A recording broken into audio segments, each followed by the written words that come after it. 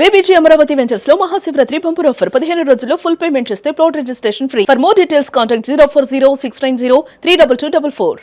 తిరుమల శ్రీవారి మహాప్రసాదం లడ్డు కల్తీ అయిందా లేదా? ఇప్పుడు దీనిపైనే ఆంధ్రప్రదేశ్లో హాట్ టాపిక్గా మారింది. ఒకవైపు అధికార కూటమి నాయకత్వం, మరోవైపు విపక్షం. పరస్పర విమర్శలతో పాటు దూషణ భూషణలు కూడా జరుగుతున్నాయి. నిజానికి రిపోర్టు ఏం చెప్తోంది, కోర్టులు ఏం చెప్తున్నాయి, ఈ అంశాలను విశ్లేషించే ప్రయత్నం చేద్దాం. మనతో పాటు బీజేపీ అధికార ప్రతినిధి, ఆంధ్రప్రదేశ్ శాఖ పెద్దిరెడ్డి రవికిరణ్ గారు ఉన్నారు. రవికిరణ్ గారు నమస్తే. సార్ కేశవ్ గారు, ముందుగా మీకు సుమన్ టీవీ వ్యక్తులందరికీ నమో వెంకటేశాయ. అసలు ఏం జరిగింది వెంకటేశ్వర స్వామిని అడగాలంటే కొంచెం కష్టం, కాబట్టి మీరు చెప్పండి. ఇప్పుడు కల్తీ జరిగింది అని ఒకవైపు, జరగలేదు, రెండు వైపులా చాలా బలమైన వాదన వినిపిస్తుంది. అసలు రిపోర్ట్ ఏం చెప్పింది? రిపోర్ట్ని స్క్రూటినీ చేస్తే ఏ విషయాలు బయటకు వస్తున్నాయి? సార్ కేశవ్ గారు, మనం చూసాం గత సంవత్సరంన్నరగా ఏ రకంగా ఇది శ్రీవారి ప్రసాదమైనటువంటి లడ్డూ ప్రసాదంని ఎన్డీడీబీ ల్యాబ్స్ పంపించడం, ఆ ల్యాబ్ ఇచ్చినటువంటి నివేదిక, ఇది 12/7/2024 ఎన్డీడీబీ ల్యాబ్ ఇచ్చినటువంటి నివేదిక. ఈ నివేదికలో ఏ రకంగా కల్తీ అయిందని చెప్పడం జరిగింది. ఆ తర్వాత రాష్ట్ర ప్రభుత్వం ఎస్ఐటి ఏర్పాటు చేసింది. దాన్ని సుప్రీంకోర్టు కాదని చెప్పేసి సుప్రీంకోర్టు పర్యవేక్షణలోనే సిబిఐ ఒక కమిటీని ఏర్పాటు చేసి మొత్తం ఇన్వెస్టిగేషన్ చేయమన్నారు. ఇది ఇన్వెస్టిగేషన్ గత 15 మాసాలుగా సిబిఐ పూర్తి స్థాయి ఇన్వెస్టిగేషన్ చేసి మొన్న జనవరి 24 తారీఖు 2026 ఏసీబీ కోర్టు నెల్లూరులో సబ్మిట్ చేసినటువంటి ఛార్జ్ షీట్ అండి. ఇది 600 పేజీల ఛార్జ్ షీట్.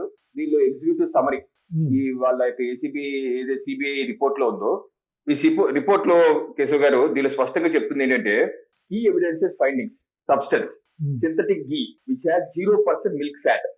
మొత్తం గీ అంతా కృత్రిమ గీ, దానిలో ఎటువంటి మిల్క్ ఫ్యాట్ లేదు, 0%. అంటే పాలే లేకుండా నెయ్యి తయారు చేశారు. పాలే లేదు. ఇది దీనిలో ఏమి ఉంది? దీనిలో ఉన్నటువంటి కాంపోజిషన్ ఏంటి? పామ్ ఆయిల్ 1, 2 పామోలిన్, 3 ఈస్టర్స్, కెమికల్ ఈస్టర్స్, అంటే వాసనలు రాటానికి ఒక ఈస్టర్స్ వాడారు, పామ్ ఆయిల్ వాడారు. ఎక్కడ ఒక గ్రాము గాని, ఒక ఔన్స్ గాని పాలు, ఆవు పాలు మాత్రం లేదు. వేరే సప్లై చేయాల్సింది ఏంటి? ఆవు పాలతో తయారు చేసినటువంటి నెయ్యిని మాత్రమే లడ్డూ తయారీ వినియోగించాలి. అది మేజర్ గా కండిషన్. రెండు ఏమి రాశారు? ఎంత ప్రొక్యూర్ చేశారు? 68 లక్షల కిలోలు. ఇక్కడ రాశారు చూడండి, వాల్యూమ్ 68 lakh kilos, 68 లక్షల కిలోలు 2021 నుంచి మొత్తం సప్లై చేశారని చెప్పి రాశారు. ఇక్కడ దీని ఫ్రాడ్ అమౌంట్, ఇక్కడ వాల్యుయేషన్ 250 కోట్లు అని రాశారు. సిబిఐ ఇచ్చిన నివేదిక కోర్టులు. దీనిలో నిందితులు ఎవరెవరు? 36 మంది. ఇక్కడ రాశారు చూడండి, 36 మంది నిందితులు అని చెప్పి రాశారు. దీనిలో ఎవరెవరు ఉన్నారు? Bhole Baba dairy, VR dairy, Ashwini dairy సంబంధించిన డైరెక్టర్లు, విపుల్ జైన్, అజయ్ నిజర్ ఉన్నారు. అలాగే తిరుమల తిరుపతి దేవస్థానం జనరల్ మేనేజర్ పనిచేసిన సిబ్బంది ఉన్నారు, ప్రొక్యూర్మెంట్ మార్కెటింగ్ వాళ్ళు, అలాగే టెస్టింగ్ ఇంజనీర్లు, టెస్టింగ్ ఎక్స్పర్ట్స్, ఆడిటర్స్, వీళ్ళందరూ ఉన్నారు. వీళ్ళందరూ కలిసి చేసినటువంటి పెద్ద కుంభకోణం. ఎటువంటి ఈ యొక్క లడ్డూ ప్రసాదం తయారీలో ఎటువంటి నెయ్యిని మాత్రం వాడకుండా కృత్రిమంగా కలిపేసి 20 కోట్ల పైసలకు లడ్డూలు తయారు చేసి ఇస్తే దీన్ని ఏమంటారు కేశవ్ గారు? దీన్ని కల్తీ నెయ్యితో చేశారంటారా? ప్రమాదకరమైన నెయ్యితో చేశారా? నెయ్యే లేకుండా అద్భుతంగా తయారు చేశారంటారా? ఏమంటారు దీన్ని కల్తీ? ఒక విషయం ఇప్పుడు వైసీపీ నాయకులు బలంగా చెప్తున్న మాట ఏంటంటే, ఇందులో జంతువుల కొవ్వు వాడారు అని విమర్శించారు. ఎక్కడ జంతువుల కొవ్వు లేదు, అసలు అడల్టరేషన్ జరిగింది అనడానికి సరైన ఆధారాలు లేవు. నివేదికలో అయితే అటువంటి అంశాలు ఏవి పేర్కొనలేదు అన్నారు. ఇప్పుడు మీరు చెప్పిన పాయింట్స్ ఓకే, అది కన్సిడర్ చేద్దాము, కానీ వీళ్ళు చెప్పినట్టుగా జంతువుల కొవ్వు ఉపయోగించలేదు అనేటువంటి వాదనతో ఈ చేసిన ఆరోపణలన్నీ వీగిపోయేటువంటి అవకాశం ఉందా? అంటే ఒకటి, వైసీపీ పార్టీ వాళ్ళ పేపర్లు ఏమి రాస్తారంటే, మీరు అప్పట్లో జంతువు కొవ్వు అని చెప్పి అబద్ధాలు, అసత్య ప్రచారాలు చేశారు కదా. ఇప్పుడు సిబిఐ నివేదిక వచ్చింది కదా, ఆ నివేదిక కోర్టుకి ఇచ్చారు. కోర్టులో చెప్తున్నారు కదా జంతువు కొవ్వు లేదని. ఓకే, జంతువుల కొవ్వు లేదని చెప్తున్నారు. ఓకే, కానీ ఏముందని చెప్తున్నారు? స్వచ్ఛమైన నెయ్యి ఉందని చెప్పారా? కుంభకోణం జరగలేదని చెప్పారా? నిందితులు ఎవరు లేరని చెప్పారా? అద్భుతంగా నాణ్యత తయారు చేసి చెప్పారు. ఏం చెప్పారు? సగం చెప్తున్నారు, సగం చెప్పట్లేదు. అంటే అశ్వత్థామాత కొంజరహ అన్నట్టుగా దీనిలో ఆ యానిమల్ ఫ్యాట్ లేదు, కానీ నెయ్యే లేదు అనేది దాచిపెట్టి చూడండి. ఇప్పుడు ఏదైతే వాళ్ళు అంటున్నారు, చంద్రబాబు నాయుడు గారు, పవన్ కళ్యాణ్ గారు ఆ రోజు మాకు నిరాధారంగా ఆరోపణలు చేశారన్నారు. నేను మీకు చూపిస్తున్నాను. 12/7/2024 ఎన్డీడీబీ ఇచ్చిన రిపోర్ట్ అండి. ఈ రిపోర్ట్ లో వాళ్ళు నెక్స్ట్ పేజ్ లో ఇక్కడ రాశారు చూడండి, ఫిష్ ఆయిల్ అలాగే పంది కొవ్వు అని చెప్పి ఇక్కడ రాశారు. వాళ్ళు ఇచ్చే నివేదిక. ఆ నివేదిక ఆధారంగా ఆ రోజు ముఖ్యమంత్రి గారు, ఉప ముఖ్యమంత్రి గారు చెప్పడం జరిగింది. ఓకే, ఇప్పుడు సిబిఐ నివేదిక పూర్తి స్థాయి నివేదిక వచ్చింది. 15 మాసాలు మీరు అది నివేదికని 100% యాక్సెప్ట్ చేస్తున్నారు వైసీపీ పార్టీ వాళ్ళు. యాక్సెప్ట్ చేస్తున్నప్పుడు యానిమల్ కొవ్వుతో కాదు, అసలు పాలే లేకుండా నెయ్యే లేకుండా మొత్తం రసాయనాలు ఉపయోగించేశారంటే ఆ పాపం ఎవరిది? ఆ 250 కోట్లు స్టార్ట్ చేశారు. మెయిన్ గా చిన్నప్పన్న అంటున్నారు. ఇప్పుడు ఉన్నటువంటి మనకున్న అందుబాటులో దాంట్లో చిన్నప్పన్న ఎవరైతే ఉన్నారో అతను మెయిన్ గా చేశారని చెప్పండి. ఆ చిన్నప్పన్న ఎవరు? జగన్మోహన్ రెడ్డి గారు. ఇదిగోండి 10/10/2019 జీవో నెంబర్ 2234 జగన్మోహన్ రెడ్డి గారు ప్రభుత్వం ఇచ్చారు. దీన్ని ఏం రాశారు? సీఎంఓ కార్యాలయంలో ఉన్న స్పెషల్ అడ్వైజర్ యొక్క అభ్యర్థన మేర కాడూరి చిన్నప్పని స్పెషలైజింగ్ ఆఫీసర్ ఏపీ భవన్ కి నియమిస్తున్నామని చెప్పి ఇచ్చినటువంటి జీవో ఇది. ఈ జీవోలో అతని జీతం కూడా 75,000. ఈ చిన్నప్పన్న జగన్మోహన్ రెడ్డి గారి యొక్క స్పెషల్ అడ్వైజర్ ఎవరు? అజయ్ కలాం. అంటే జగన్మోహన్ రెడ్డి గారి యొక్క సూచనల మీద చిన్నప్పన్న అన్న వ్యక్తిని ఏపీ భవన్ స్పెషలైజింగ్ అధికారిగా నియమించారే. మరి మీరు నియమించిన అధికారి ద్వారానే 250 కోట్లు. అంతకుముందు ఎవరు వస్తున్నా? చిన్నప్పన్న వైవి సుబ్బారెడ్డి దగ్గర పిఏ దగ్గర పనిచేశారు 2019 ఎన్నికల ముందు వరకు. ఎన్నికలు అయిపోయిన తర్వాత వెంటనే మీరు రికమెండ్ చేసింది ఏ రోజు? 13 ఆగస్టు 2019 లెటర్ రాశారంట. Principal adviser, CM principal adviser letter రాశారు చేయమని. అంటే అధికారంలో రాగానే చిన్నప్పని నియమించింది ఎవరు? మీరే కదా.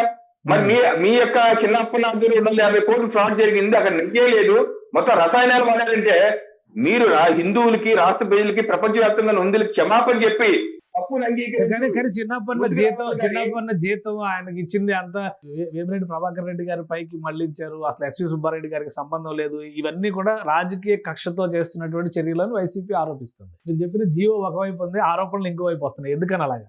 వేమిరెడ్డి జీతం ఇచ్చింది 2019 ఎన్నికలకు ముందండి. ఆయన అప్పుడు వైసీపీలో ఉన్నారు, వైసీపీ ఎంపీగా ఉన్నారు కదా. అప్పుడు వైవి సుబ్బారెడ్డి పిఏ అయినప్పటికీ బిగ్ షాట్ డబ్బులు ఉన్న వ్యక్తి వేమిరెడ్డి గారు జీతం నింపుతుంటే ఏమన్నా నెలకు 1,00,000 పంపించేసి ఉంటాడు. అది వేరే విషయం. ఇప్పుడు ఈ రోజు ఈ ఇన్వెస్టిగేషన్ లో తేలింది ఏంటి? చిన్నప్పన ఆధ్వర్యంలో జరిగింది అంటున్నారు. చిన్నప్పని ఎవరు? మీకు సంబంధం లేని వ్యక్తి. ఆ మధ్య జగన్మోహన్ రెడ్డి గారు ప్రెస్ మీట్ చిన్నప్పని అంటే ఎవడో నాకు తెలియదు అన్నారు. తెలియకపోతే మరి స్పెషలైజింగ్ ఆఫీసర్ ఎలా పెట్టారు జగన్మోహన్ రెడ్డి గారు మీ యొక్క అభ్యర్థుల మీద? ముఖ్యమంత్రి తెలియకుండా అపాయింట్ చేసే అవకాశం ఉందా? ముఖ్యమంత్రి తెలియకుండా అపాయింట్ ఎలా ఉంటుంది? నాకు లెటర్ కూడా కోట్ చేశారు. 13/8/2019 లెటర్ వచ్చింది స్పెషల్ అడ్వైజర్ నుంచి అని. అన్ని పక్కాగా ఉంటే అన్ని తెలియదు అంటే ఇదే అన్నారు. ఇప్పుడు వైసీపీ పార్టీ వ్యవహారం ఎలా ఉందంటే దొంగ అని అంటుంది. ఈ రోజు కల్తీ అయిందని సిబిఐ నివేదికలో చాలా రిపోర్ట్లు స్పష్టంగా చెప్తుంది. అసలు నెయ్యే లేదు అంటున్నారు. దాన్ని దాచిపెట్టేసి వీళ్ళు పంది కొవ్వు లేదు, వీళ్ళు జంతువుల కొవ్వు లేదు, మీరంతా అబద్ధాలు చెప్తున్నారు, అసలు కల్తీయే జరగలేదు అని చెప్తా ఉన్నది ఈ దుర్మార్గంగా అసత్య ప్రచారం చేయడం కాదండి. నివేదికలు ఒక రకంగా చెప్తుంటే మీరు ఇంకో రకంగా ప్రచారం చేయడం ఎంతవరకు? అసలు మీరు క్షమాపణ చెప్పాలి కదా ముందు. అసలు 20 కోట్ల లడ్డూలు ప్రసాదాలు ఎటువంటి నెయ్యి లేకుండా ఒక విష పదార్థంతో, కెమికల్ పదార్థంతో తయారు చేసిన మీరు హైదరాబాద్కి క్షమాపణ చెప్పాలి, సంజయ్ చేయండి. ఏ రకంగా ప్రాయశ్చిత్తం తీర్చుకుంటారు మీరు చెప్పాలి. ఆ రకంగా ఏం యాక్షన్ ఉంటుంది? ఇప్పుడు ఈ నివేదిక ఆధారంగా చర్యలు తీసుకోవడానికి ఆస్కారం ఉందా? ప్రభుత్వం దీన్ని ఫర్దర్ గా ఇన్వెస్టిగేషన్ కానీ లేదా సిబిఐ ఇచ్చే నివేదిక ఆధారంగా కోర్టులో చర్యలు కానీ తీసుకోవడానికి ఏముంది అవకాశం? ఇప్పుడు సుప్రీంకోర్టు ఆధ్వర్యంలోనే సిబిఐ ఇన్వెస్టిగేషన్ చేసి రిపోర్ట్ సబ్మిట్ చేశారు. దీని మీద విచారణ మొదలవుతాయి, అంటే ట్రయల్ మొదలవుతుంది. కానీ ఇక్కడతోనే చిన్నప్పనే సూత్రధార ఈ 250 కోట్లు మింగేసి 75,000 రూపాయల ఉద్యోగం జీతగాడు 250 కోట్లు మింగేసి అంత పోటుగారా అప్పనే అప్పనంగా మింగేశారా అంటే ఎవరు నమ్మటం సిద్ధంగా లేరు. ఎవరు నమ్మరు ఆ విషయం. ఎవరు నమ్మ ఎలా చెప్పండి? ఒక 75,000 ఉద్యోగం మన కార్ డ్రైవర్ 1000 కోట్లు సంపాదించాలని నమ్ముతాడు ఎవరన్నా? మన కార్ డ్రైవర్ అలాగే ఉంది వ్యవహారం. వాళ్ళ ఇంట్లో పిఏగా ఉండి వాళ్ళ ప్రభుత్వం వచ్చాక ఒక ఎలిబి సృష్టించినట్టుగా ఒక అధికారిని నియమించేసి రాష్ట్రానికి, కేంద్రానికి లైజింగ్ అవి పెట్టించేసి అతని ద్వారా 250 కోట్లు మింగించేశారంటే ఈ పాత్ర లేదంటే జగన్మోహన్ రెడ్డి గారు, వైవి సుబ్బారెడ్డి పాత్ర లేదా? ఈ పాత్ర కూడా బయటకు రావాలి. సిబిఐ విచారణ కూడా గతంలో విచారించారు వైవి సుబ్బారెడ్డి గారిని, ఈవో ధర్మారెడ్డి గారిని. ఈవోకి సుబ్బారెడ్డికి తెలియకుండా జరిగిపోయిందండి.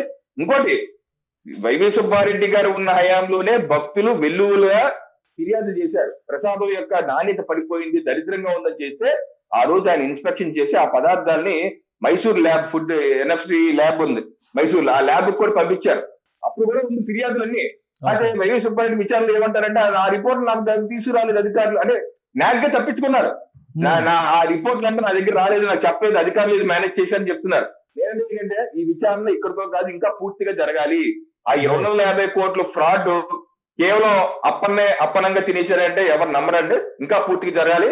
కోర్టులో కూడా ట్రయల్ జరుగుతే ఇంకా ఫర్దర్ గా కూడా ఇప్పుడుగా అయిపోదు, ఫర్దర్ గా సప్లిమెంటరీ ఛార్జ్ షీట్ కూడా వేసే అవకాశం ఉంటుంది. సూత్రధారి వరకు వెళ్ళాలి. చిన్నప్పుడే మొత్తం సూత్రధారి అంటే ఎవరు యాక్సెప్ట్ చేయాలని సుప్రీంకోర్టు ఆధ్వర్యంలో జరుగుతుంది ఈరోజు సిబిఐ ఇన్వెస్టిగేషన్. ఎవరో ఏంటో కేంద్ర ప్రభుత్వ ఆధ్వర్యంలో కాదు, సుప్రీంకోర్టు ఆధ్వర్యంలో జరుగుతుంది. తప్పనిసరిగా ఇది సుప్రీంకోర్టు పరిశీలన తీసుకుంటే ఇంకా ఇన్వెస్టిగేషన్. ఎందుకంటే వీళ్ళు ఆరితేరిపోయారు. జగన్ అనుకో ఇటువంటి వ్యవహారాలు చేయటంలో ఆరితేరిపు ఎక్కడ దొరకకుండా చేసేటటువంటి గజకన్న గోగన్న టప్పుటమారి విద్యలో ఆరితేరిపోయారు. సో దీన్ని తప్పనిసరి ఇంకా పూర్తిగా ఇన్వెస్టిగేషన్ చేయాలండి. రైట్.